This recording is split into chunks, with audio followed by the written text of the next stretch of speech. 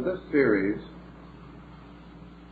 we want to use 5 systems variously selected from the schools of mythological tradition as indicative of levels of mythology. Therefore, each one of our discussions will be more or less comparative, but will emphasize the group under which the lesson is titled. So this evening we are going to discuss, in general, Babylonian creation myths. In particular, however, we want to lay down the foundation for a certain comparative study of world mythology. And as this is the only lesson we have set aside for creation stories, we must skip around a bit and hope that you will have the patience to realize that we want to cover as large an area as possible. In the beginning, we want to have something to say about the creation myth as a phase of human thought and human research. Every nation of importance has attempted to describe the origin of itself and to trace into the remote past the foundations of its religious and cultural institutions. For the most part,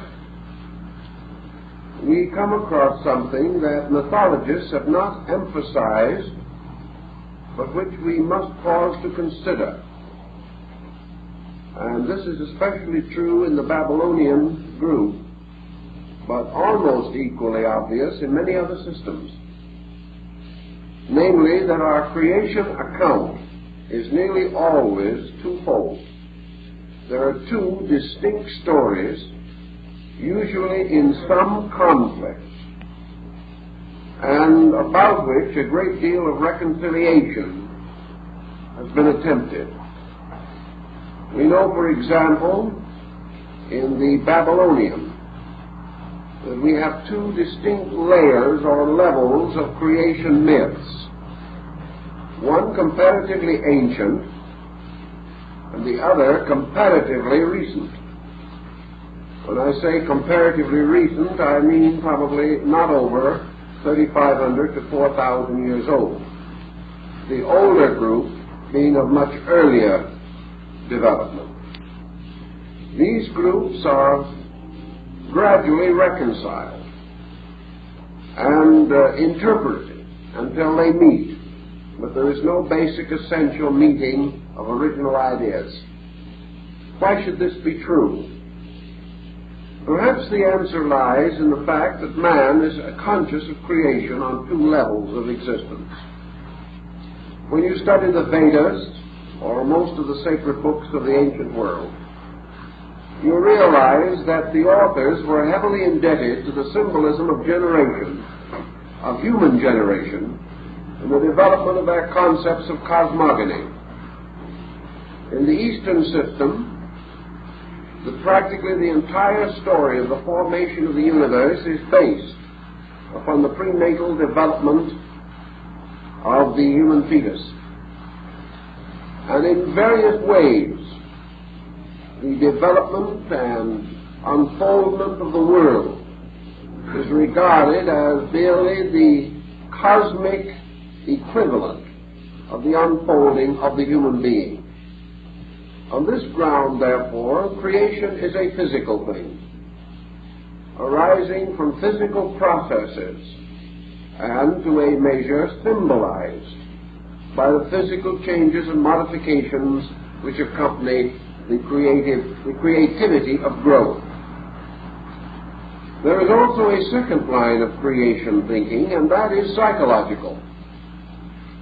If man, observing around him, finds that other things were created by generation, he then searches within himself for his own origin and finds not a physical source, but a more or less mystical source, a transcendent source, lying within the locked treasure house of consciousness.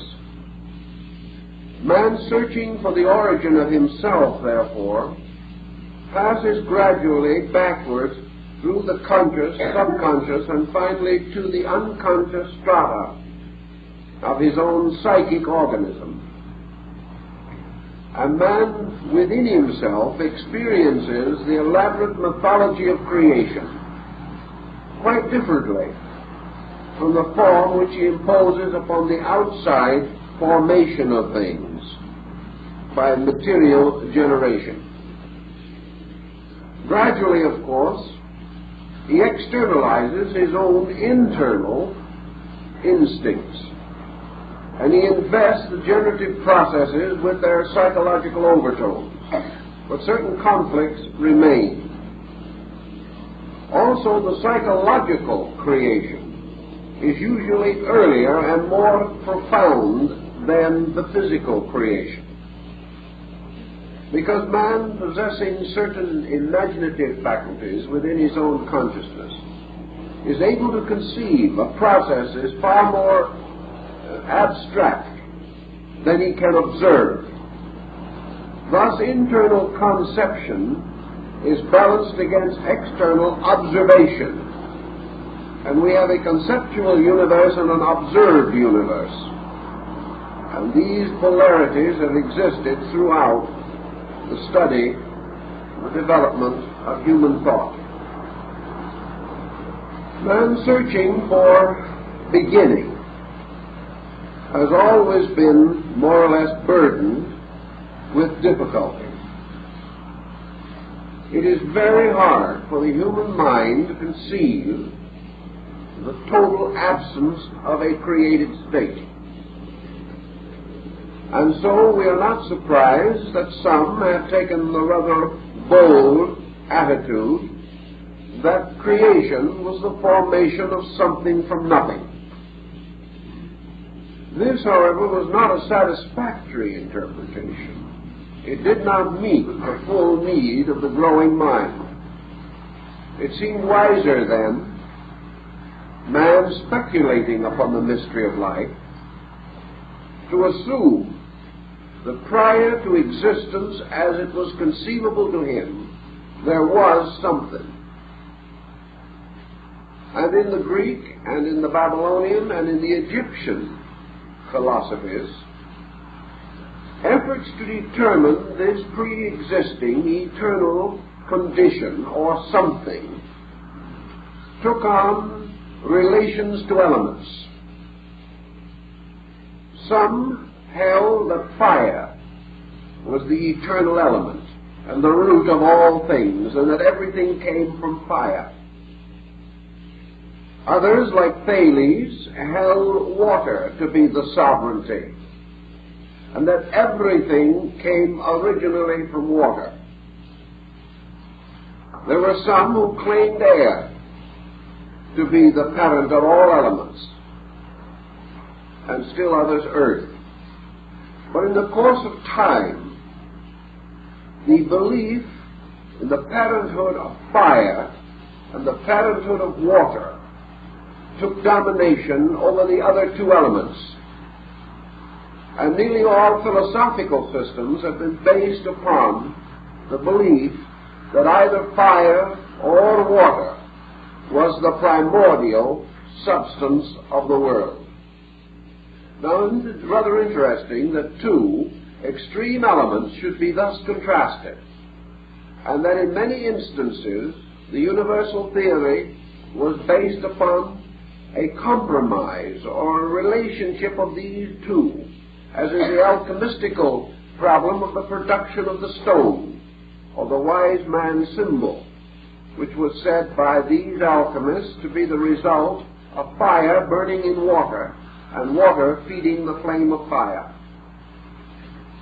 Now, if by water we can conceive, as perhaps we should, the material generational concept of life, all life, all form, all worlds arising from a kind of amniotic fluid in space, we can have what might be termed man's generation concept, based upon things observed or noted in the physical world. Generation from fire, on the other hand, suggests a more attenuated and spirituous essence. Fire seems to imply the creation of things from an invisible sources, rather than from visible ones. And through the study of these things, particularly in the light of more modern psychological thinking, fire seems to come to suggest the consideration of creation psychologically, or as emerging from the internal life consciousness of man himself. So a creation envisioned from man's psychic life is likely to be a fire creation. One envisioned more primitively from his material life may be a water creation. And we have these again carrying on through religion, where we have fire cults and water cults powerfully represented. The fire on the altar, the water of purification, became in turn and time the symbol of spirit and body, or soul and form, or the internal and the external life of man. So man conceived of the spiritual world of which he was a part originating in fire, and the material world or universe which he inhabited originating in water. And from the union of these, the spiritual and the material, he recognized the rise of his own psychic life, or the emergence of all compound natures, bodies, processes, which have become familiar to him. The Babylonians and peoples of this area have a number of very interesting contributions to make to the cosmological thinking of the world. At a comparatively early date, probably even before the time of Sargon, approximately 3800 BC, we find the rise of a great Semite culture in the Babylonian area. We know that this culture will finally flower nearly a little more than 1,000 years later in the rise of Hammurabi and the integration of the great Babylonian Empire. Thus we have many foreign elements to consider in the integration of their religious beliefs. But also we must recognize that nearly all faiths in surrounding areas are indebted to the religions of Nineveh and Babylon, and that these later influenced Egypt, Greece, and Persia, and that altogether the great Akkad culture has made a very important contribution to our Bible and to the general knowledge of religious matters in Christendom and in the Judaistic worlds. So these things become very intriguing and very important to us. And we will then start with the basic problem that we have to face in all creation accounts, and that is an approach to the state of existence prior to creation. What in the Babylonian concept preceded the great motions which produced the world? Actually and obviously, there could not be too much dogmatizing on this subject, for man has never been able to develop a complete exposition of the state of the universe prior to objectivity. Like nearly all ancient peoples, however, the Babylonians assume a polarized existence, in the sense that the state of things prior to creation would be measured by a state opposite to the created state. If there were worlds in creation, there were no worlds prior to creation. If there was a certain organization present in the manifested universe, it would be absent in the non-manifested. So that the prior condition was without the conditions which later emerged from it, but possessed the potential or the possibility of causing conditions to emerge from its own nature. Thus in the Babylonian, as in the Chaldean later and the early Kabbalistic, that which preceded being was no being, not an absence of existence, but an absence of definable manifestation. Eternity includes, possesses time, but time can never encompass eternity. Time exists within eternity, and when time fails or dies, eternity returns to its own manifestation. The same with being. All beings exist within a total state. This total state, being undifferentiated, is beyond analysis. Yet this state must precede all others and must ultimately survive all conditioned forms of existence. This total being must contain within itself all that is manifested during a process of creation. Yet it does not come into total manifestation in anything. For total being can become manifested only in total existence. And total existence is as inconceivable to us, as Sanchoniathon points out, as total lack of existence. All manifestation and no manifestation cannot be distinguished, because the human being is incapable of the experiences of totality, either plus or minus.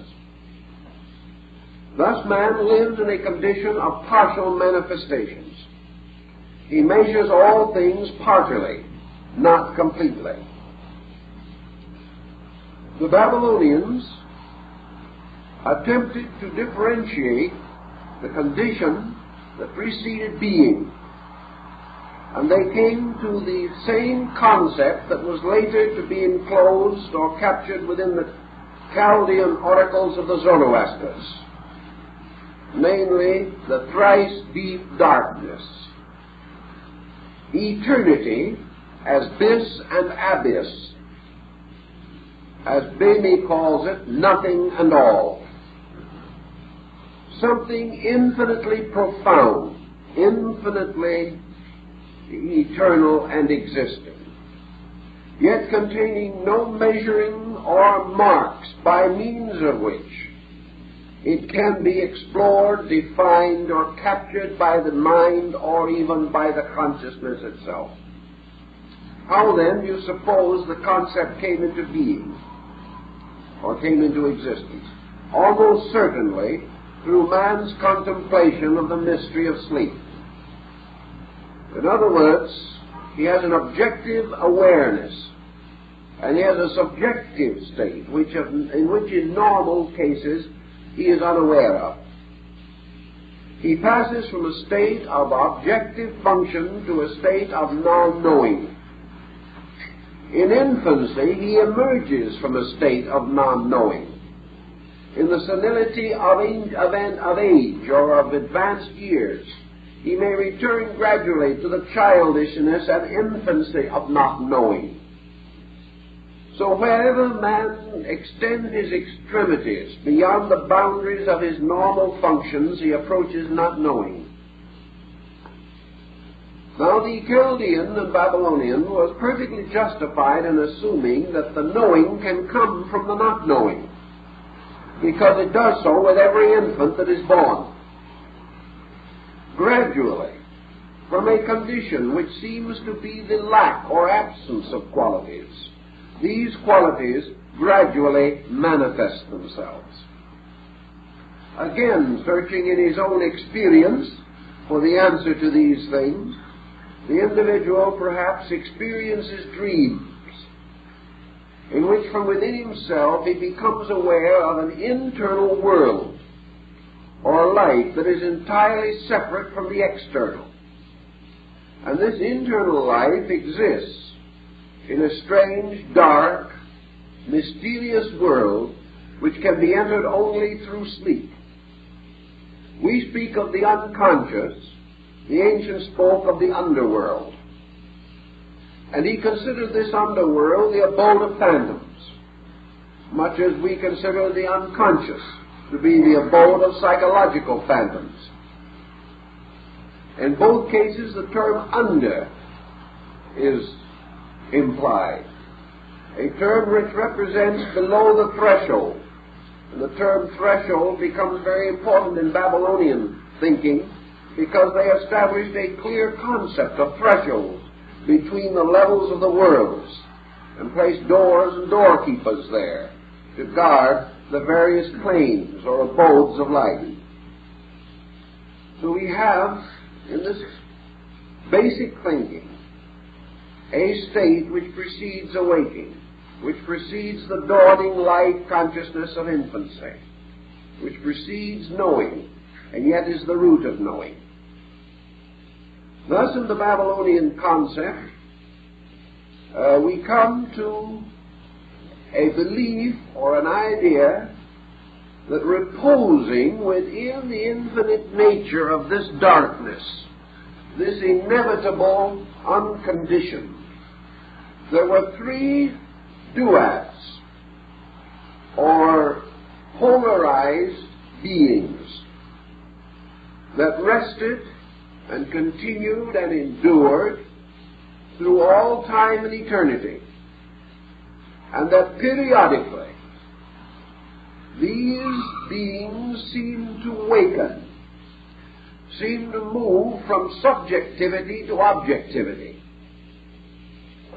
and as a result brought creation into existence as an emphasis, as a polarization within themselves. The Babylonians did not go as far as the Hindus in this thinking. They did not actually say that creation was the awaking of these gods, but they implied that creation was the manifesting of the will of these polarized pairs of beings who caused to emerge from the eternal the roots and substances of existence. Now, their philosophy comes back to us in the Orphics, and in nearly all religions where you have an anthropomorphic or polarized concept of existence. The eternal, unconditioned profundity caused a polarization to occur within itself. And this polarization became the abstract potential of opposites, although these opposites themselves did not have any factual existence at this remote time. As the Greeks had ether and chaos to strive together, so the Babylonians and Chaldeans conceived of a striving opposition, two qualities in stress one with the other. And this stress appears to be the old familiar pair that we just mentioned, namely the stress between an internal psychological creation and an external environmental and material creation. Thus, the stress arises at first as a polarization between internal and external, a polarization between subconscious and conscious, and this polarization took place within the substance of the unconscious. So the primordial triad of the Babylonians was essentially unconscious, subconscious, and conscious. And the unconscious remained and must always remain unchanged. And the subconscious and the conscious became polarized within it, the subconscious leading to a motion of life from within energy and out into form, and the conscious leading to a reaction or the gaining of experience or knowledge from living, from environmental association. Thus the universe consisted of two polarized powers operating upon each other, a power of withinness and a power of withoutness or outsideness. And everything that exists was molded either from within or from without. And in many instances, both procedures were identically occurring. So that we have beings growing inwardly and at the same time being conditioned outwardly. Now the primordial form of this being that came out of the abyss is without very much clear definition even in the Babylonian consciousness. Perhaps it is very much like the being we find in the Scandinavian mythologies, the giant Ymir, who is formed of the strivings of the frost giants and the flame giants in that great abyss, or the great mysterious cosmic uterus called Gnungaga, or the cleft in space in which life and manifestation must take place.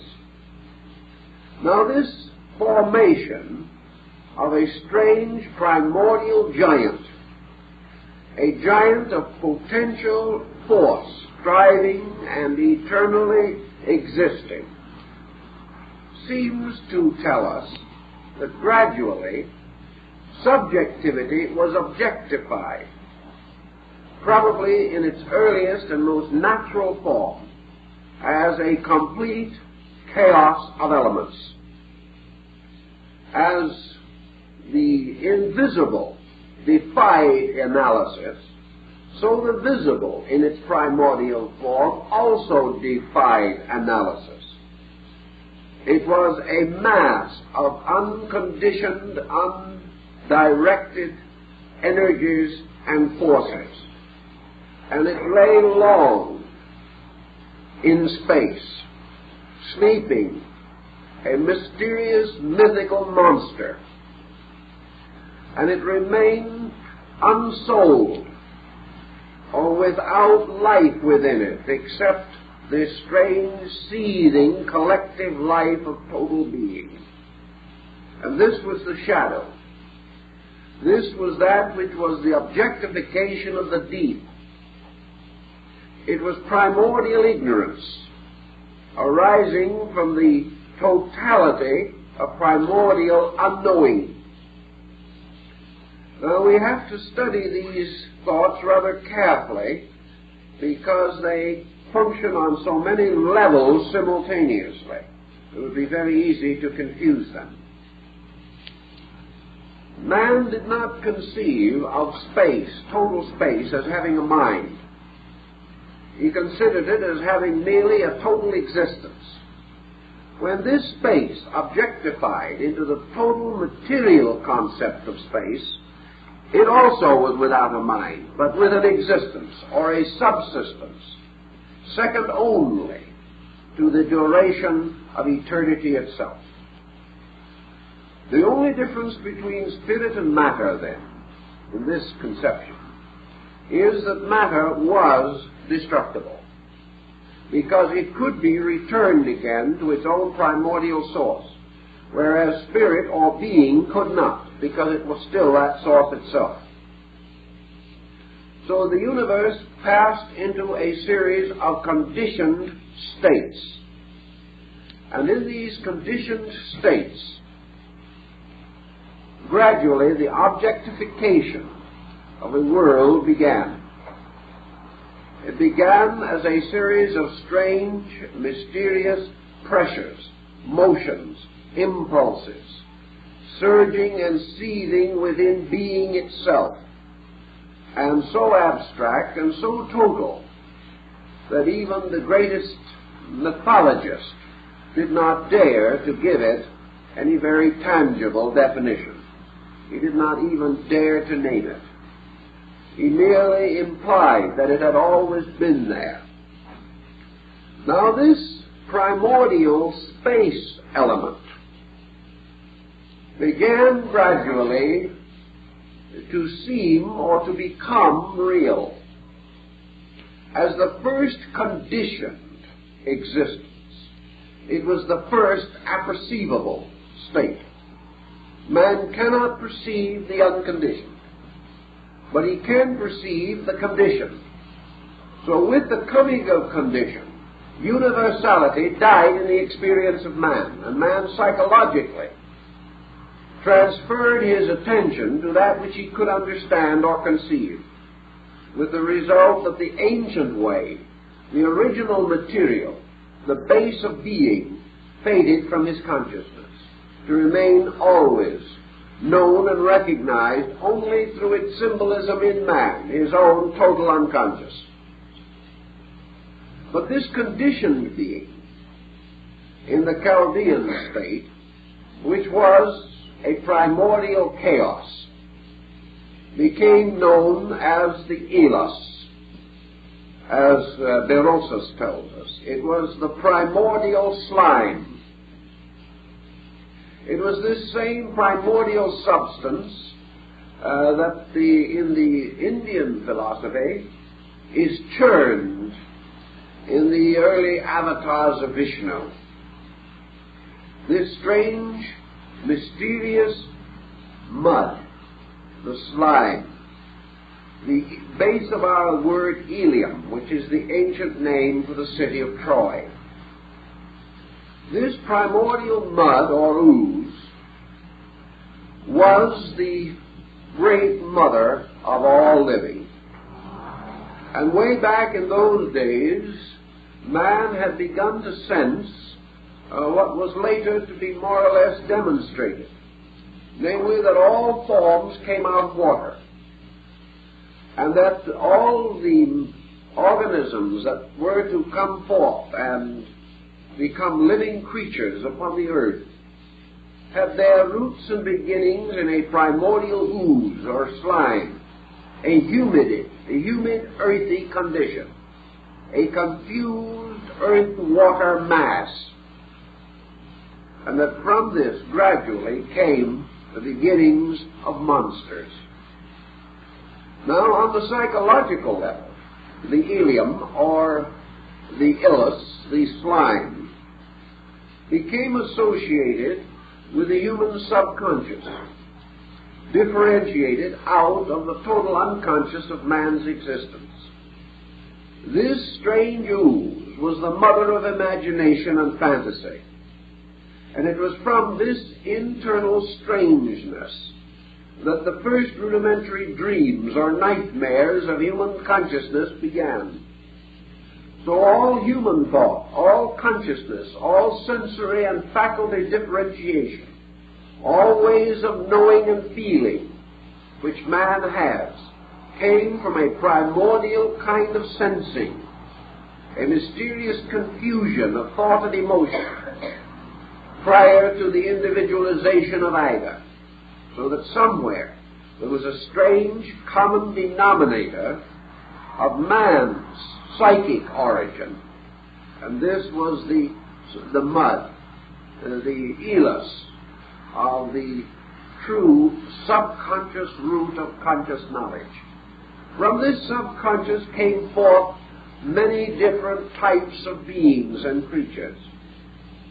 And in the Kabbalistic and Chaldean Babylonian theology, it is said that from this slime or ooze there came forth a phantasmagoria of creatures. incredible monsters that had no resemblance to the creatures we know in the world today. Composita of various kinds, human beings with the heads of horses, men with the legs and tails of scorpions, human beings with the heads and wings of birds, great flying monsters, crawling things with wings like griffins, innumerable, incredible creatures with many heads and many arms and many legs. All of these monstrosities crawling out of the mud, which was the common uterus of matter. A fantastic concept of lives and forms that were before the beginning.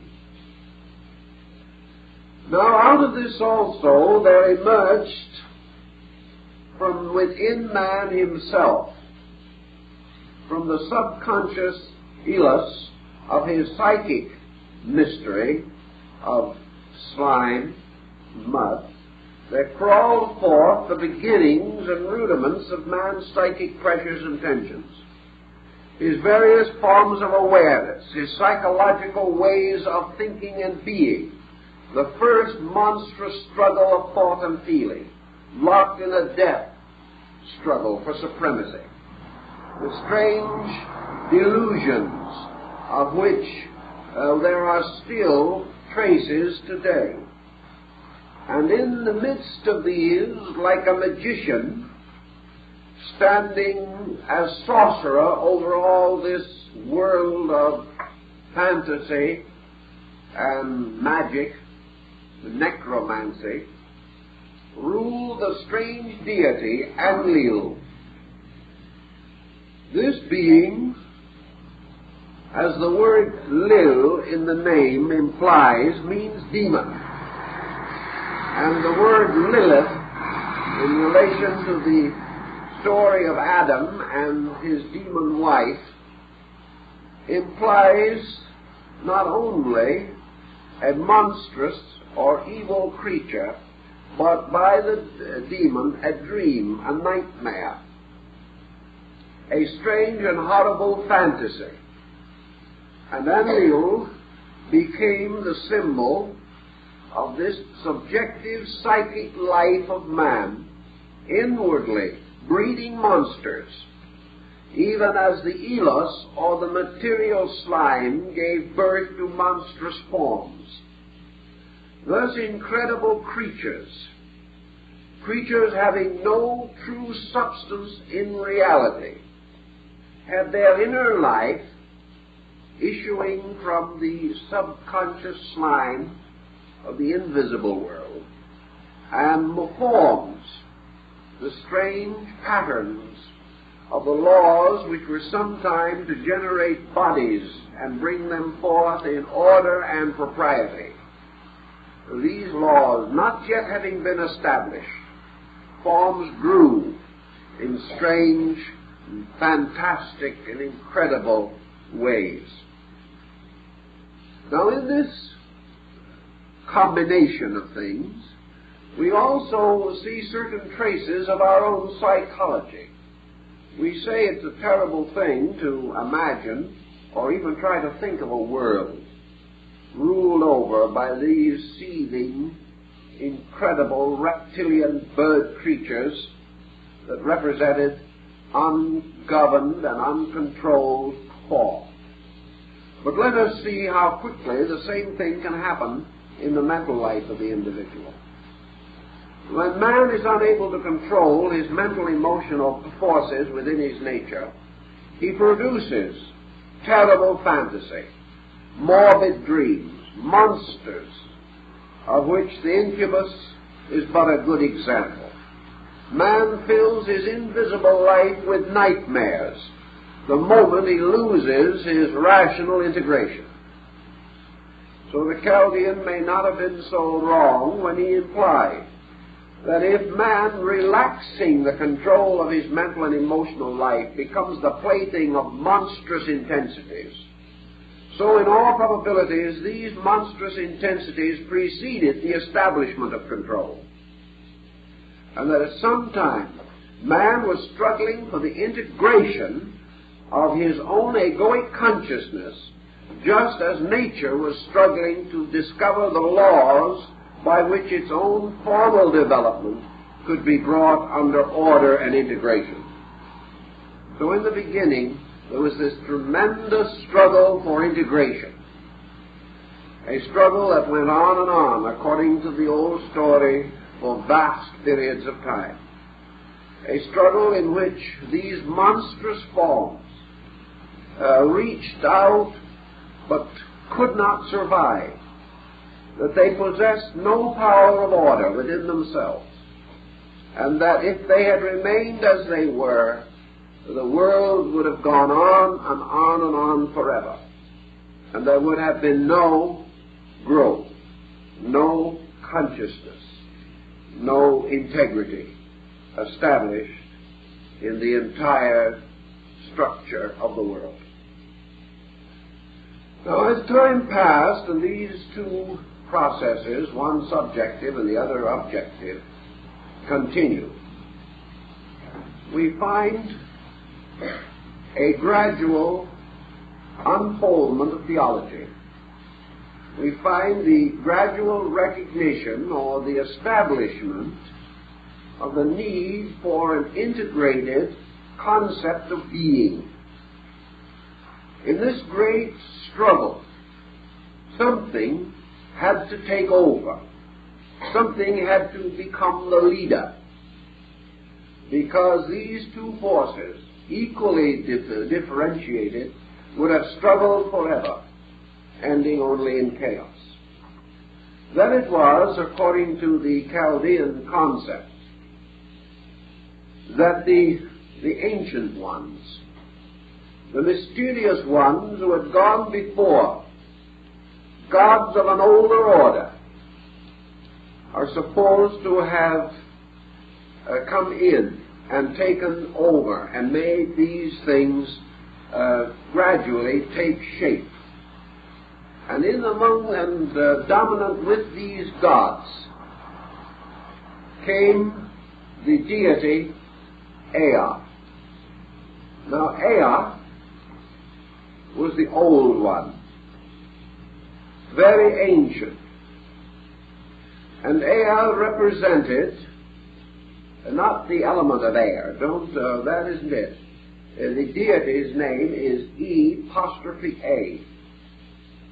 And it represents a very ancient being. A being that is supposed to have lived silently and eternally in space. Now perhaps if we study psychologically again, we can get some concept of what might have occurred or how the ancients believed it occurred. Out of the struggle of man in infancy to gradually integrate a mental and emotional being, this struggle gradually seems to lead to something. For in the development of things, a consciousness which has been locked behind the struggle gradually emerges, takes over, and integrates the mystery. This consciousness taking over from within seems to impose upon the great diffusion of chaotic forces a kind of law and order, and to demonstrate or prove that residing inevitably in being itself is also the experience of its own integration.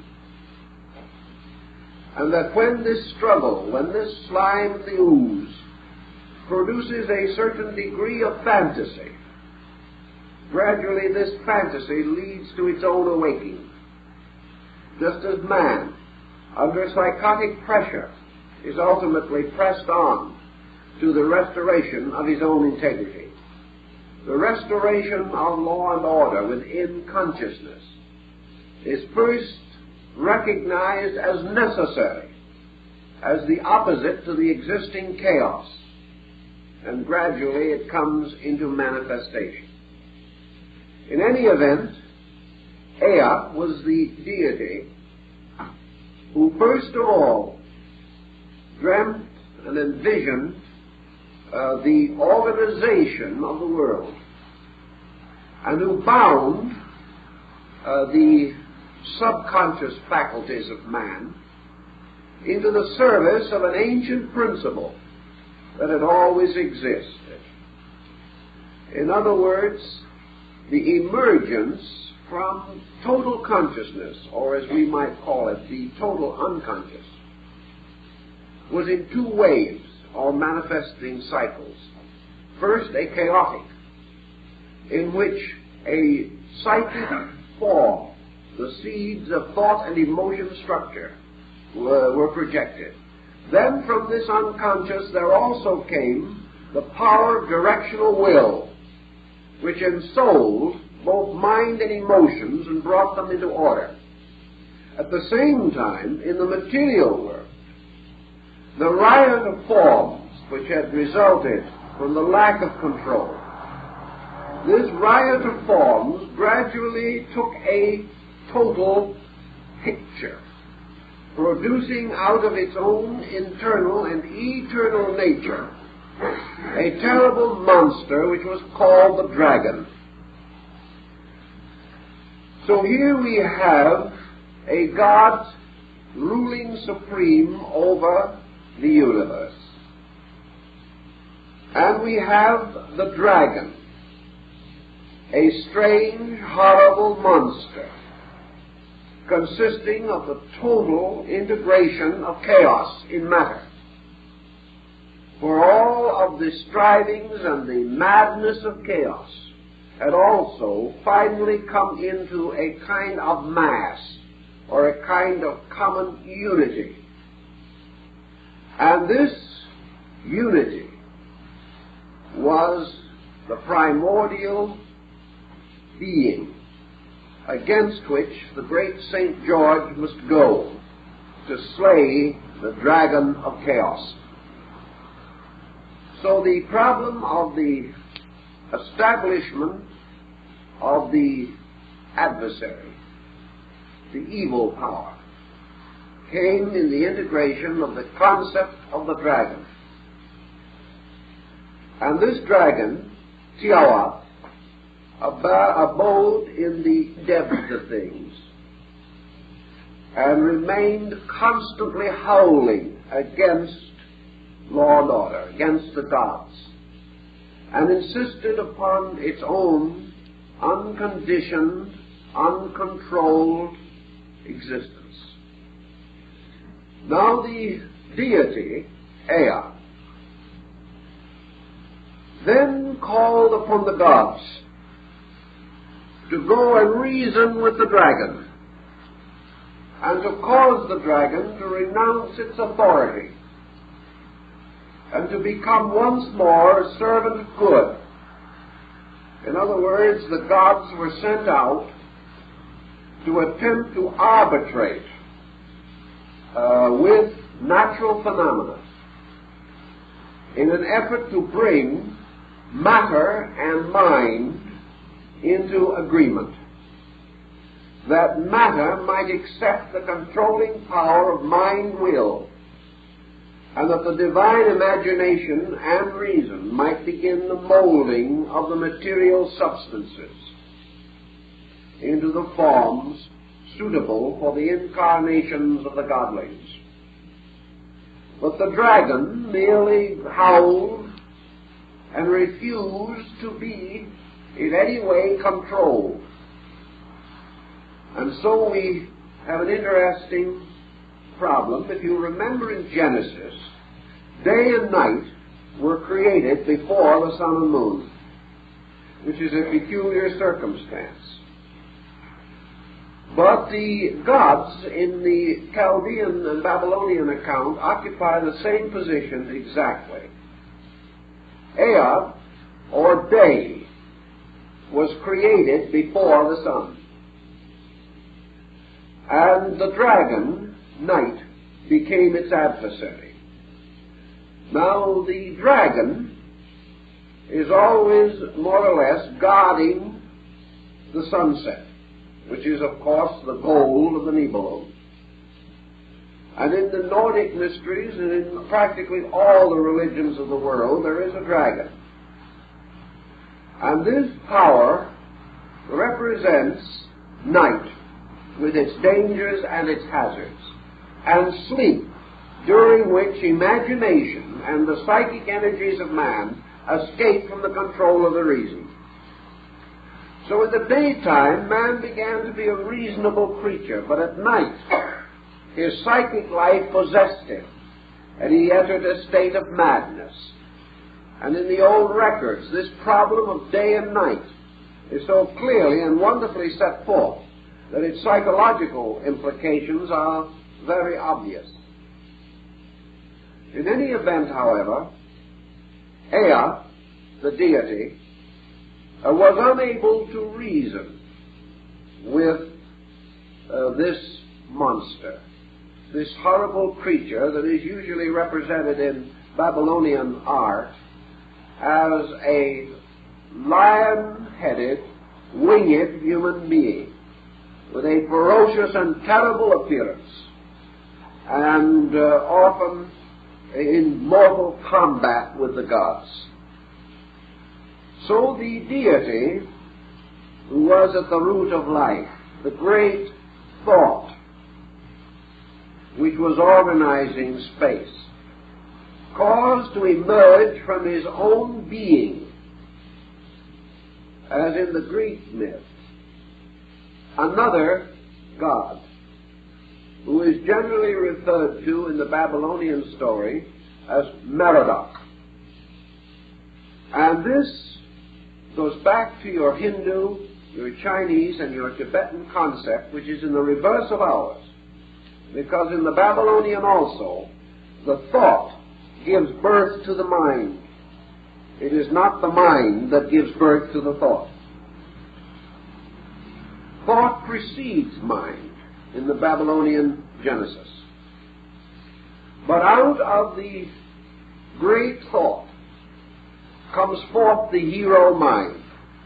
And Merodach arises sometimes as Baal, sometimes as Beos, sometimes as Dagon in the Philistine form, and sometimes as Oannes the fishman. But this Merodach is the only begotten of his father, the God who is destined and foreordained to bring order out of chaos. So he represents the symbol of universal mind, coming into the middle distance between the above and the below. In the ancient Babylonian art inscriptions, for in those days they carved their cuneiform glyph directly across their pictures, so that the body of deities and all these forms are covered with the little cuneiform characters. But in this writing and symbolism, we see Merodach descending into a middle distance between the abyss of space and the abyss of matter. And here standing in a luminous mist, wielding a so great blazing sword of light, the sword Noton, the sword Excalibur, the mysterious sword of quick detachment of the Indian fable. And with this tremendous power, Merodach, blazing with celestial splendor, overcomes and destroys the dragon of darkness. And after the dragon of darkness has been slain, Ea, the god, rewards Merodach by making him the creator of the world we know.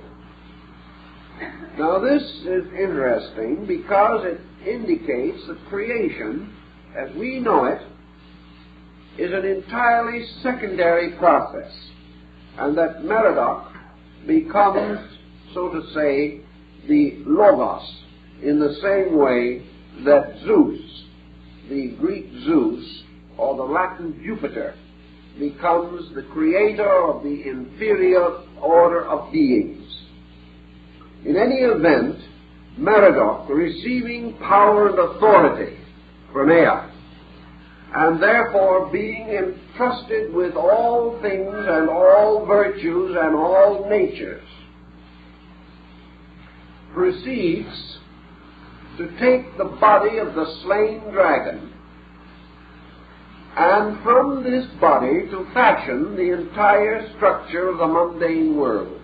This is like the material universe formed or fashioned from the body of the snow giant Ymir in the Scandinavian rites. Or in the Greek, after Zeus has destroyed the 12 Titans with his thunderbolts, he fashions from the ashes of the Titans and the blood of Dionysus the human race. Now, the titanic or primordial forces of the ancient Greeks are equivalent to the zodiac. And the great dragon coiled in space was the Babylonian equivalent of the zodiac, even as we find in Central America the signs of the star groups placed upon the back of the serpent in the case of the calendar stone. So from the body of this monstrous creature, mind, working upon matter, produces organized existence. And this organized existence is stationed in a kind of middle distance between the extremes of life and matter. And therefore, actually, Merodach is entitled to be called the formator, or the cosmocrator of the world. He is not the creator in the true sense, because he does not create something from nothing.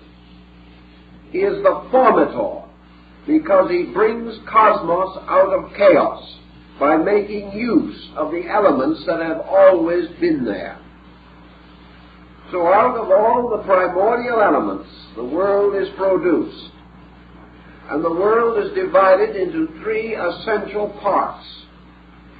The lowest of these parts is physical nature itself, which begins to take proper form and kind, and the monsters disappear, and the horrible creatures vanish away, and those that had many heads and so on are no more to be seen, and the earth began to produce gentle bodies and types of forms that were suitable to the uses of mind.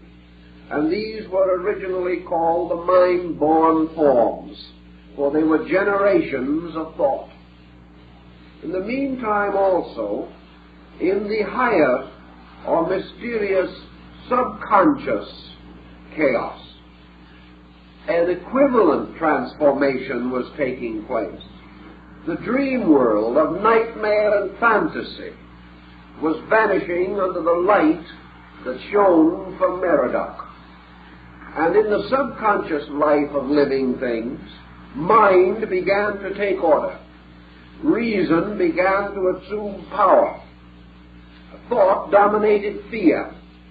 And man was no longer unable to face the mystery of darkness and of sleep. Mind began to give him the courage to organize, revise his own fantasies. So Merodach then turned upon the sleep monsters, the mysterious beings in space, and he slew all the evil gods in space. He slew, therefore, the forms of fear, of the hideous and terrible representations of imagination, of fantasy, and of guilt. He took all these horrible monsters of our dreamings and destroyed them, because the moment the mind integrated or became organized, it determined the nature of sleep phenomena. And man's sleep phenomena became merely reflective of his waking consciousness. And, of course, certain evil powers still remain, for the adversary is ever present. But Merodach took the world of sleep away from fear and gave it to reason. And by degrees, therefore, the reasonable world came into existence.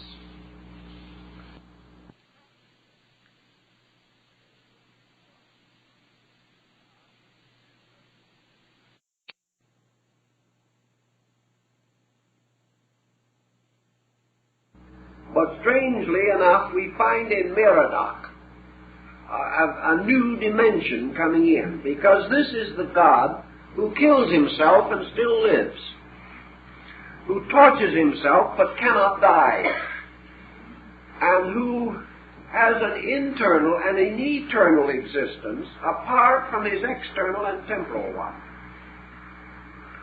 In order to achieve his purpose, Merodach decapitates himself.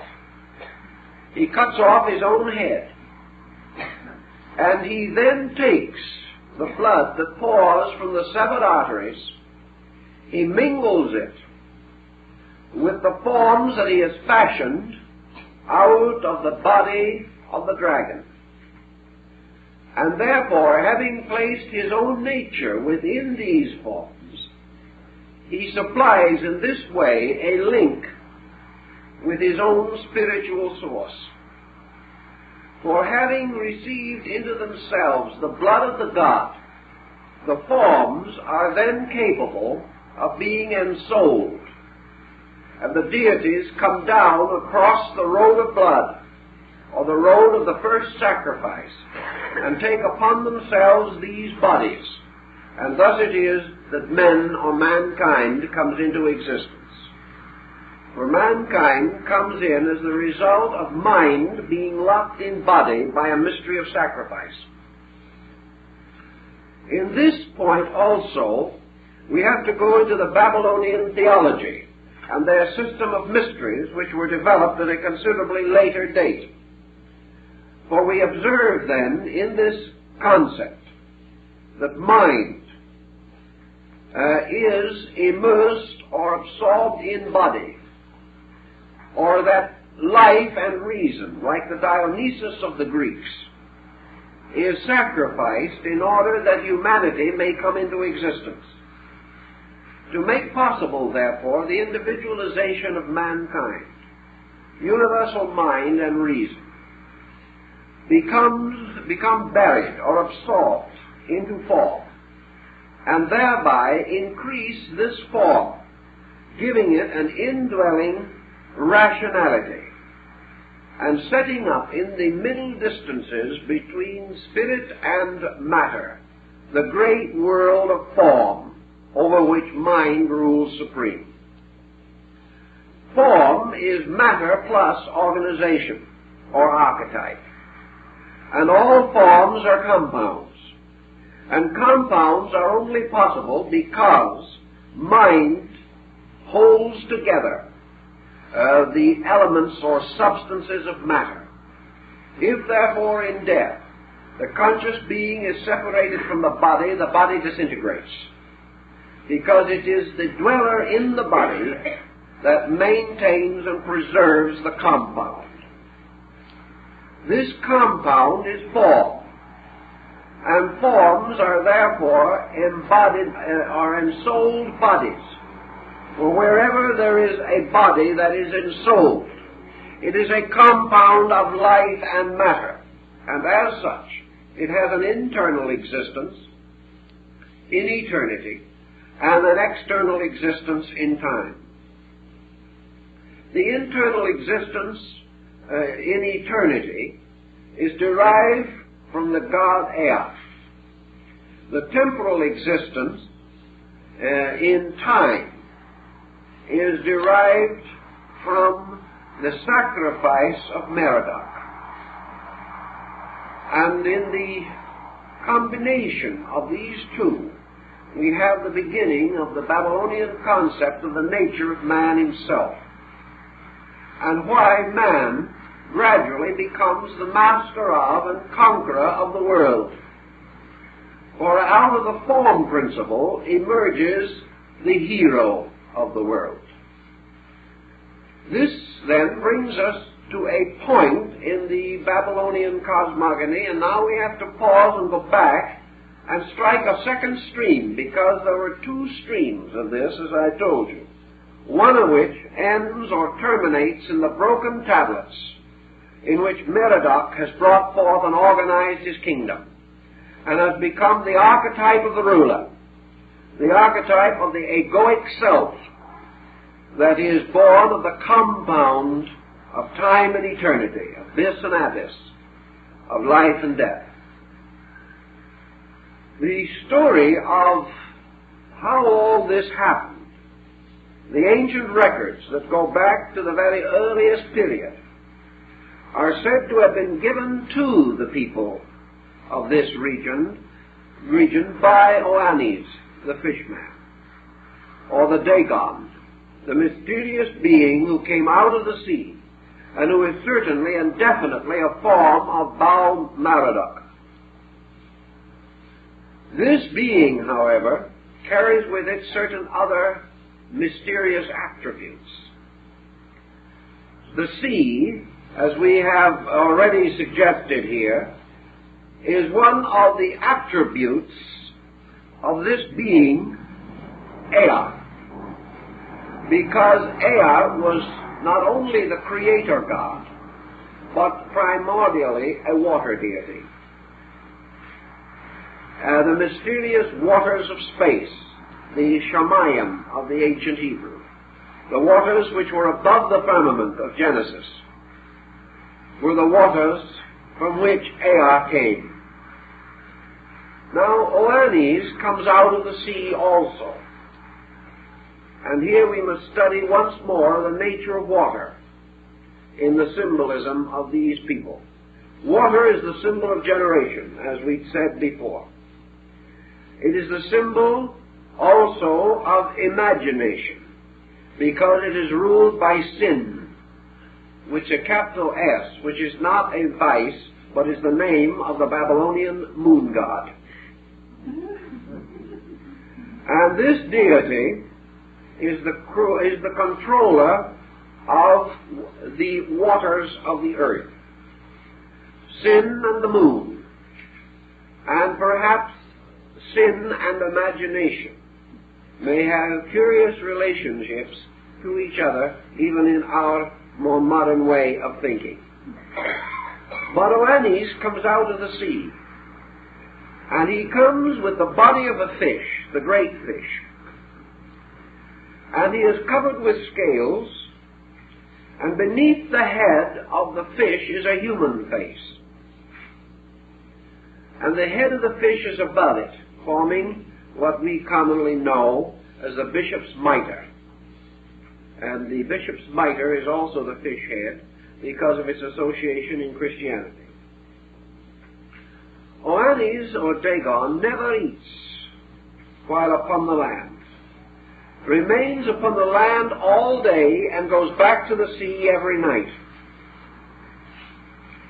This wonderful deity, or wonderful being, was the one who brought forth the civilization of these people. He gave them the great rudiments of culture. He taught them all things, and then every night returned to the sea. And he would never take any part in any earthly thing, and he would never reveal his true identity to anyone. He simply told them that they were his chosen people, and that he was there to give them the rudiments of knowledge. So he taught them reading and writing and mathematics and architecture and husbandry and chemistry and medicine and law. He taught them astronomy and how to judge the seasons. He gave them a priesthood and a theology. And he was a psychopomp, or a lord of souls. And after he had given them all wisdom and all knowledge, he returned to the sea, leaving behind him a priesthood, which was to carry on his rites and his mysteries. Now this Dagon, who comes out of the great water of imagination, out of the great mystery, is, of course, the eternal teacher, the mysterious guardian, the great and eternal ancient, which does certainly come out of man's own inner life. Now, the Babylonians associated the appearance of this deity with day, and that when night came, he retired again to the sea. So he obviously becomes a symbol of certain rational attributes of man, which function during the daytime and become quiescent or return to the unknown at night. So this hero, this great guardian of all things, like Persephone, who spends half her time in the underworld and half in the world of light, is one of the numerous equations and symbols to represent a part of human egoism. That part which objectively integrates worlds and subjectively disappears into its own cause in sleep. So Oannes becomes the symbol of the teacher, another phase of the emergence of self. But in the beginning he came from the great sea, which has to be the human unconscious, and is another example of man's source of knowledge arising from the subtle, invisible, and mysterious parts of his own subjective nature. Now this being also established the mysteries and gave to the people a version of the story of Merodach and the dragon.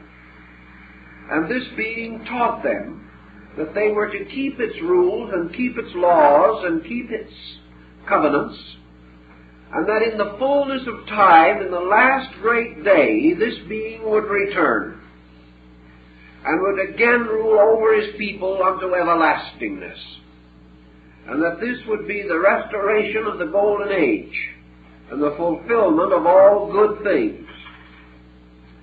This can only and must only be interpreted to represent the gradual restoration of total consciousness in man, and its ultimate re-establishment as the controlling power in human life.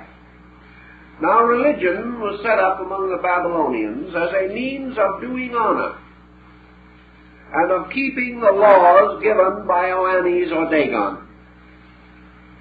And in the ritual, the god was called upon and asked to help his people, to be available to them, to protect them and preserve them from their enemies, to give them the necessary laws and prepare them for the day of his own return. Now let us think a little tiny bit about this also, because we have a priesthood established for the purpose of serving this invisible and unknown deity who had returned to the sea. And when we understand the purposes and meanings of the ancient priesthood and their ritualistic dramas, their instructions, and all of their teachings, we find that they were the custodians of processes and methods of human development and discipline very similar to the yogic exercises of India. In other words, they were the custodians of a science of the release of the divine in man. This can only mean that it was through such release that they served Dagon, or Oannes, and that this Oannes represented the power in man which had to be released. That through the service of this and obedience to the laws of this power, man gradually came to understand it. And when he released it fully through himself, the second coming, or the avatar, had occurred, and the individual had entered into the golden age of conscious identification with his own spiritual nature.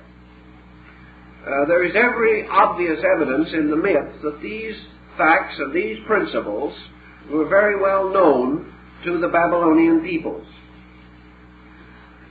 The goddess Ishtar occupies a very interesting and important relation to this entire cycle. Like most comparative religious groups, the Babylonians had various deities ruling over different cities.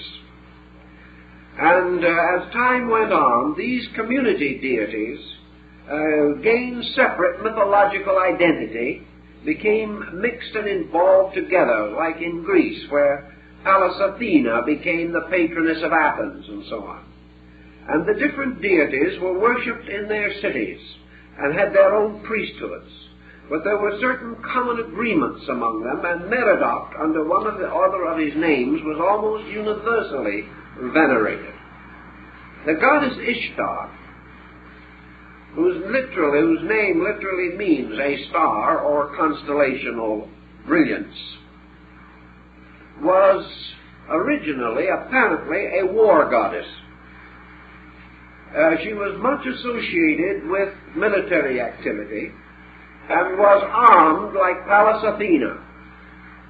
In many respects, she is similar to Athena because she represents also the higher or intuitive or feminine aspect of mind or reason on its intuitional basis. Ishtar occurs late in the mythological story of these people in her descent into the underworld to rescue Tammuz, her beloved lover, who had died and had been taken to the underworld. And it was her desire to rescue him and bring him forth again into light, almost a reversal of the Orpheus and Eurydice cycle in Greece and the Pluto and Persephone. Because in the case of the Babylonian, it was the hero and not the heroine who had descended into the underworld. Ishtar, to rescue Tammuz, passes through the 7 gates that leads downward to the abode of sin, or the god of the moon and death. And here, deprived of her royal robes and adornments, she seeks to achieve the restoration of Tammuz, to bring him back again to the upper world.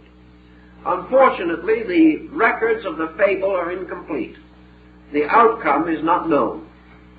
Obviously, the fable belonged to the initiation rituals, and therefore was not committed in its fullness to writing, much as in the case of Isis, wandering the earth in search of the dismembered body of Osiris, her lord.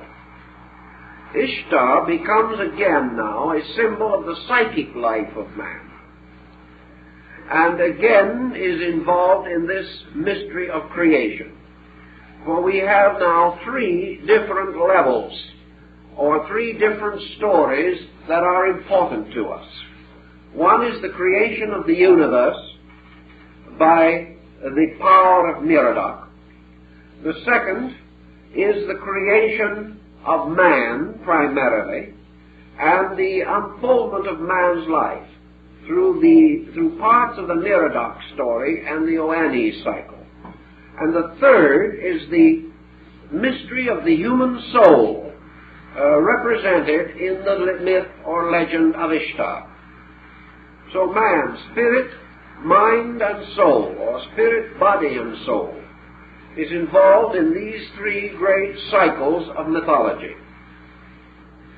The Babylonians also recognized the soul equation in their religious teaching, and were among the first to set forth this concept almost exactly as it later occurs in the religious writings of the Semitic peoples. For in this concept, the soul which is rescued represents something that is brought into existence and which is first of all sacrificed for the good of the ego or the self, and later becomes the redeemer of it. So the psychic life of man is first of all his internal life, which restores his external life. And also the soul is actually the experience which man has inwardly accumulated. Experience is something that nothing can bestow except through the long and difficult process of growth. Therefore, the soul cannot be given to man. It must be earned. But the soul, in turn, becomes the redeemer of the personality. And Ishtar, descending through the 7 gates, representing the 7 sensory levels of man and the 7 degrees of material existence, finally rescues man from materialism, which is the symbol of death. So man's psychic nature gradually created within him, as explained in the Old Testament in the creation of Eve. The psychic life of man becomes his redeemer, and like Pallas Athena, is born fully on from the head of Zeus. For the whole evolutionary process of man is the perfection of qualities within his consciousness, qualities which gradually come to have an existence of their own. So in the Babylonian and in the Greek, and to a great degree in the Chinese, where it is a very commonly taught doctrine, we find the creation of the alchemical homunculus, or the artificial human being, the positive polarity of the negative concept of the Frankenstein.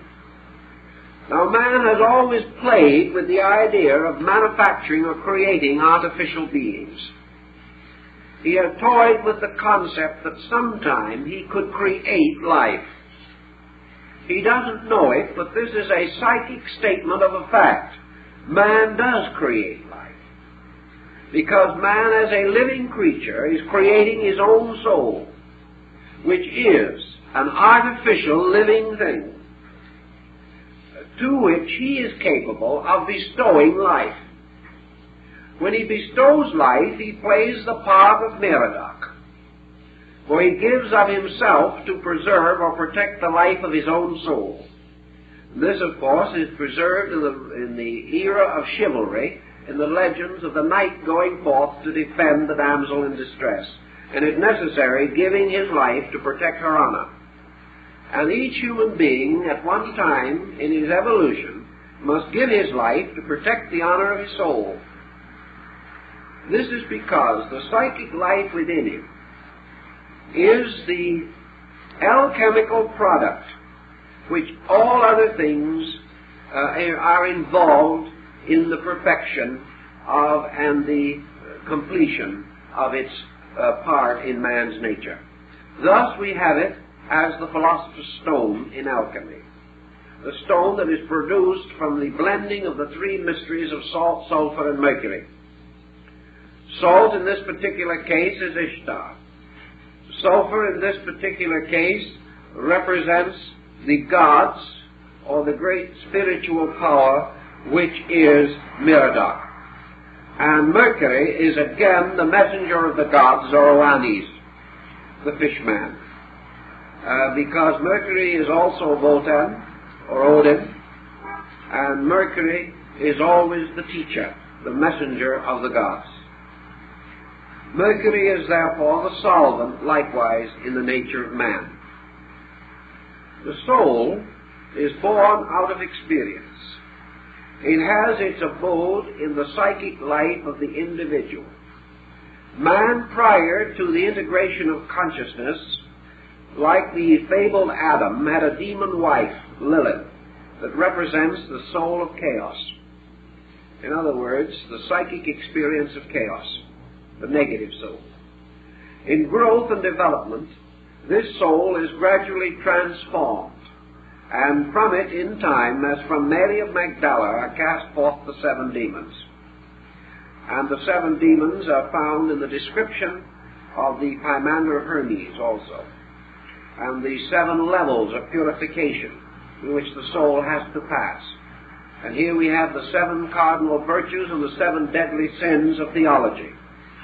For these sins refer to the negative powers of the soul. Through experience, therefore, the soul, or psychic life of man, is the magnificent result of individuality. Individuality in itself is of no merit. Man can go on forever being wiser and wiser, but he'll never get anywhere. Because the mere fulfillment of all these material things will never bring the conclusion of life. Man does not grow simply by experience, but experience makes growth possible. Growth results from contemplation of experience, from the uniting of an inner and outer receptivity. Through the soul, man begins to develop characteristics and character. And we have character as morality and as ethics, both individual and collective, as the result of the gradual release of soul power. And this soul power becomes, as it were, the saving grace. And out of the soul, according to the Chinese, is ultimately formed the transcendent being, who is, of course, to become the ultimate body of man. Because ultimately, man's physical body will no longer be his instrument. He will function in a soul structure, or an experience body, resulting from the gradual generation of psychic life within himself, until his psychic life is strong enough to sustain him, and he will function in that rather than in a material body. The constant increasing intensity of man's psychic life is therefore more and more important and noticeable. And the restoration of this psychic life, the rescuing of it from appetites and desires, all this is very important. And all this is contained symbolically in the story of how these deities come into existence, and how once they are created, they then turn and become the preservers and saviors of the creation itself. So Tammuz, as the personality, or the mortality in man, must be redeemed by Ishtar, who must descend through the seven worlds and rescue man from the limitation of his own mortality and return him again to the level of the divine world, of the divine experience from which he came.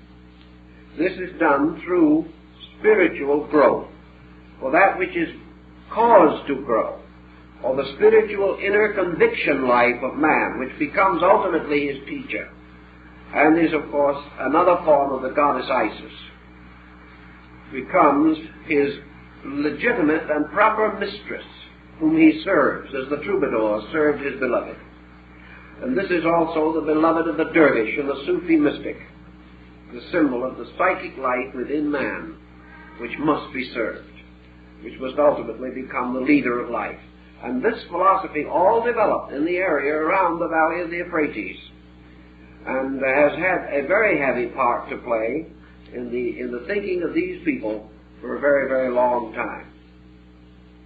Now, in the general concept, then, let's try to briefly, if we can, organize some of this pattern in terms of comparative creation myths, in order to get some kind of an integration that we can remember and carry from one level of circumstance to another. First, then, all creation myths begin with the uncreate. And this uncreate, according to the nature of the myths, exists in one of three kinds or qualities. This uncreate can be matter, and the universe can be an emergence by generation from matter. The uncreate can be mind, and as mind, the universe becomes the extension of this mental energy into various conditions. Modern man, looking for a creative solution which is non-theological, has hit upon the concept of universal mind. But universal mind, as a cosmic fact, can be the second level or layer from which a creation can emerge. The third and highest is universal spirit, which assumes a divine nature. Those who believe that the universe emerged from a universal spirit are essentially theologians. Those who believe that it began in a universal reason or a universal mind or a universal thought are essentially philosophers. Those who believe that it originated in a universal substance or energy are essentially scientists. Now, in the older accounts, especially one like the Babylonian, the creation takes place on all three levels. So that all three theories are essentially true but not complete. Because there is a threefold creation that must be brought forth. There must be a creation of form, a creation of life, and a creation of mind. The creation of life, in the sense of its manifestation, opens the Babylonian theory. Eternal life is not create, but the manifestation of life is. So the objectification of life as a spiritual force at the root of existences becomes the beginning of the ancient concept. The emergence of a universal matter, a form, a polarity of this. Life opposed as absolute activity by absolute inertia. The absolute dynamic and static, light and darkness, life and death, as polarities, were envisioned by most ancient peoples, and certainly were by the Babylonians. So the universal manifestation of life resulted in a universal generation on the level of matter. Spirit and matter both grow. And they grow because of laws inherent within them. The growth of spirit is emergence. In other words, spirit grows by emerging, by moving from an unmanifest to a manifest condition. And as according to the Gnostic emanationism, the moment the life or spirit begins to move, there is a corresponding reaction from matter below. If spirit makes one step downward, matter makes one step upward. Every motion of spirit results in a reaction in matter, because this motion becomes the absolute law of matter, and matter must inevitably abide by the motion of life. So whatever qualitative or quantitative motion, especially qualitative, life makes, form or matter must answer. Thus, when life is chaotic, matter is chaotic. When life integrates, matter integrates. And by degrees, these two, operating upon each other, cause a descent of life and an ascent of matter. The ascent of matter results in the individualization of monsters. Because matter, like body, as the Greeks pointed out, has its own intelligence, but it is purely and completely a material or survival intelligence. Body without consciousness has certain life intelligence within it, but that life intelligence is much lower and inadequate to the rational needs of man. Therefore, the law of matter in the creation of structure is merely mere growth without moral reaction. Growth without control led to the great monsters, and even to the prehistoric creatures like the dinosaur and the megatherium and all the brontosaurs and things that we remember or hear about in the stories of ancient times, even on a scientific level. But these forms run riot were due to the lack of the principle of conscious control. And the moment forms come under the control of reason, they diminish in size and begin to integrate. Now, as life descending reached a certain point, and matter ascending reached a certain point, these two simple substances had to meet. And they met through the manifestation of the deity who represents always the second Logos. And the second Logos is always between the extremes and is always crucified between the opposites, because its great purpose is mediation. Its great problem is the reconciling of things, as in the case of Mercury, which must absorb the two opposite elements to create the philosopher's stone. So the central deity is always messianic. In the Greek triad, the one, the beautiful, and the good. The one, of course, is spirit, the good is matter, and the beautiful, which is art, is soul, or mind, or the combination of these. And as beauty must bring order and harmony, and has virtue and integrity as elements of its own composition, so that which is created in strength is perfected in beauty. And the three great pillars of the house are wisdom, strength, and beauty. The alchemist said, art perfects nature. Beauty is art. The supreme art is human regeneration. But art is always a growth or a learning for the purpose of the service of the beautiful. And in the philosophical worlds, man becomes the handmaiden or the artist who helps nature to perfect its own works. Thus art, beauty, psyche, or the soul comes in between and becomes the reconciler, the redeemer, or the sacrificer. Now wherever mind enters into the compound, or wherever form is compounded, we have a loss of values. We have this loss of values in the same way that we have a second theology when Merodach comes along, or still another theology when Oannes appears, and still another level of theology when Ishtar appears. Because all of these compoundings in the nature and structure of substances result in various obscurations and bring in new levels of function and attainment.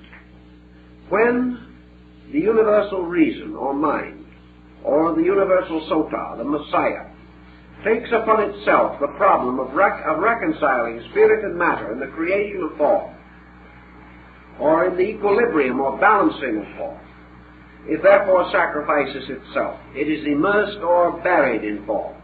It takes upon itself the body of the world. It is crucified. It dies, and from its blood comes the salvation of men. So from the blood of Merodach was created the possibility of man's better way of life. Merodach, of course, appears again as Oannes the teacher. And later the cycle is perfected by Ishtar the soul, because all teaching must lead to the development of the soul nature. And the soul becomes the internal teacher. It is the teacher which speaks from experience, or from the gradual accumulation of psychic light within man. The chemistry, then, of Merodach, or the hero self, sacrificing as the Messiah its own nature and becoming immersed in matter, produces man's power to become a creating psychic being, capable of molding, regenerating, perfecting its own nature. It is no longer left as an instrument of the gods, because the gods have now taken up their abode within it. And the indwelling God makes man capable of the God experience in himself. So Merodach's sacrifice was necessary, like that of Dionysus, in order that man might have within himself the spark of divinity, by which alone he could ever know divinity. So man becomes the tomb, the holy sepulchre of this mysterious martyred God. And this martyred God, buried in the sepulchre of the body, as Plato so well points out, the body is the sepulchre of the soul, becomes Tammuz, buried in the seventh layer of the underworld, from which he must be rescued by his own soul, or by the soul power of nature. Now, the soul power of nature is manifested through the seven arts, through the entire development of man's conscious life, for all of his conscious effort, his effort at growth, his effort at empire building, his effort at perfecting his own nature, his desire to be good, to be beautiful, to be strong, to be wise, all of these are the psychic power within him. leading him on to the rescue of his own buried self. So that the psychic emergency of sorrow, pain, stress, all of this is part of the power which relieves or releases man from the sepulchre of his own ignorance or mortality. Through the psychic life, man is building the bridge or the ladder which leads him back again to his own spiritual origin. The laws of this way, of this path, were given by Ioannes, or by a further reappearance of the Messiah, who must not only inhabit and take up life, but must also give the teaching by which this life can be released. So the service of the mysteries, as they were practiced, these mysteries were dedicated to the restoration and resurrection of the dying God. And of course we have in this story another example of the dying God symbolism. Now in modern time, in modern thinking, is there anything here that means much to us? Or are these myths truly only dated fragments of an ancient time? I think they mean a great deal to us, because mythology is an eternal record of man's psychic life. And by mythology, man is always and forever seeking to explain himself. Just as he has never been able to find, literally and physically, a good explanation for how the universe came into being, he doesn't have easily available any good explanation for why he came into being, or how he came into being, or what he came into being to do. He must therefore always face this mythological mystery, which is nothing more or less than the effort to solve instinctively the problem of his own existence. And in the Babylonian or in any other system, we have a splendid opportunity to become aware of our own subjective lives and what these lives may mean to us. Obviously, we came out of our own subjective. Obviously, all of these systems are egocentric. They begin with man. They begin with man's reaction to that from which he came and to that to which he came.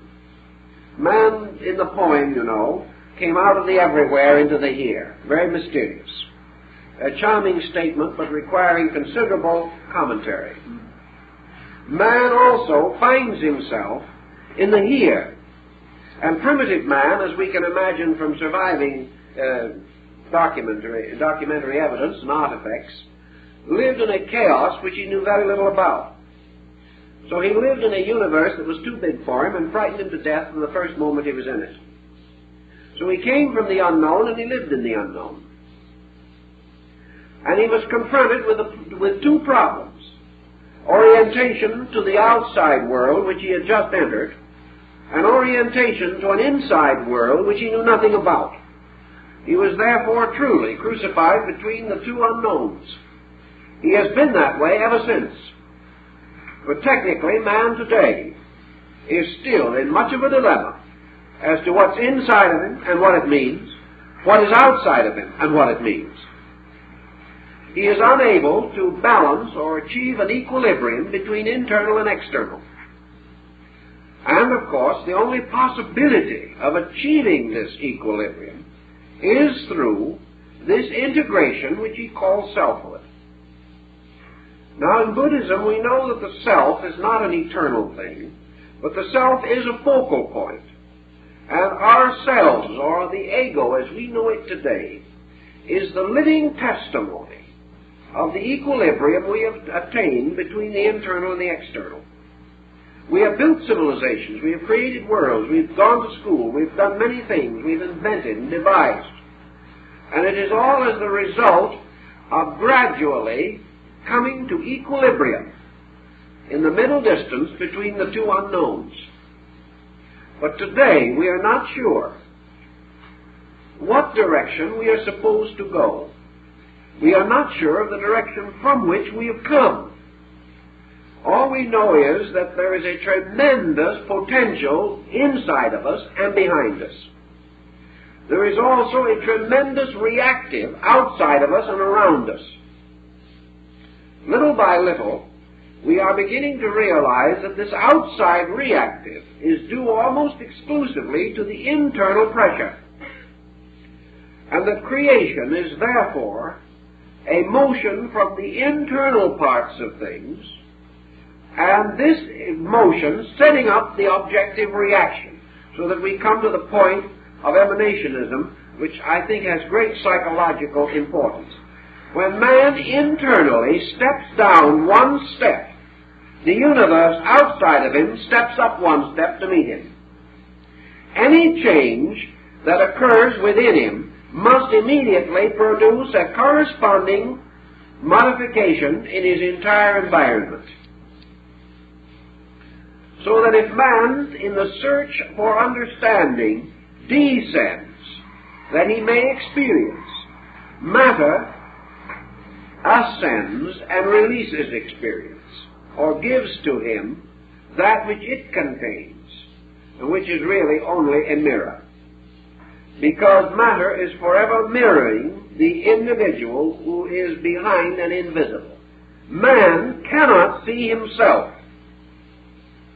because he does not possess the direct power of looking in. The only way man can see himself, as Bacon pointed out, is to hold the mirror of nature before his face. Then he sees his reflection, but he cannot see his actual nature.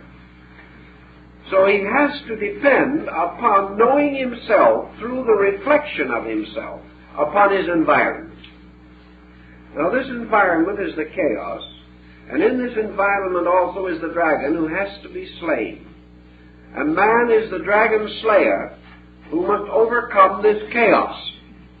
But he must recognize that the chaos on the outside is only a symbol of the chaos on the inside. And what we call evil is nothing but the reflection of immaturity. It is lack of adequate integration within. Any negative thing which we see around us is due to an undeveloped power within our natures. And any divine and positive thing that we see is due to an objectified power within our own natures, which has been brought to maturity, or at least to a reasonable degree of growth. The entire theory of creation, as it is developed in this great cycle of probably 30 or 40 nations, is therefore this struggle in which man ultimately achieves his true position as master of the polarities by simply recognizing that the external is nothing but the shadow of his own immaturity. Therefore, that he must cure the external by correcting the internal. And at the moment he integrates inwardly, the material pattern falls into its proper place. Thus, the involutionary program is that in which life gradually descends into a state of obscurity. Evolution is man's release of this life from obscurity in matter to the restatement of its own essential nature. And this release, this evolutionary process, is nothing more or less than ideation. It is not man actually climbing up. It is man building psychic or soul power within himself, which causes the world around him to change from a material to a psychic thing. Evolution is the power of man's soul over his environment. And whatever change or transition occurs in the psychic life, the material environment takes its place. A good example of that is the very simple fact that as soon as man is a self-governing creature inside, we will have peace in the world as far as politics are concerned. Because politics, again, is nothing but the lengthening shadow of man. This is a large composite thing. But in imagination, in psychic life, in psychotherapy, in all the illusions and delusions which burden the individual, in every degree of these things, we have the same cosmological scheme of the conquest of illusion by reality, the slaying of the dragon, or the integrated, normal power of the psychic life, victorious over chaos. And every individual who is not ordered is living in a chaos. And the only way that he can bring cosmos out of this chaos is to restore or rescue his own internal, which he does by following the rituals of the mysteries and by learning through the study of the creation cycle how he and his problem came into existence. For once he has discovered the nature of the problem, he is already well on the way toward its solution. And we will take up some other phases of the solution as we go along.